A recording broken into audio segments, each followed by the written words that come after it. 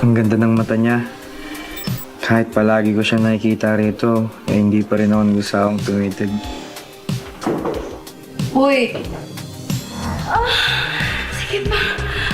Kaya minsan, napapaisip ako sino siya. At paano siya nauwi sa gabi-gabing pag-check-in kasama ng iba't ibang tao. Ay, swerte naman ng matandang yan. Lai, Thumbs up na. hindi kasi tayo kontraktor. Opo, ma'am. Malamig po Siyempre, din. naging paborito na rin siya ng mga katrabaho ko. Parang bomba store daw ang arag. Tao bang mga asawa at syota ng mga gago? Rico, dito ka na lang muna. 5 minutes.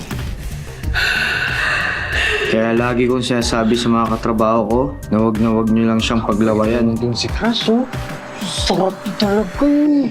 Kasi baka hindi nila napapansin kung gaano kalungkot yung mata niya.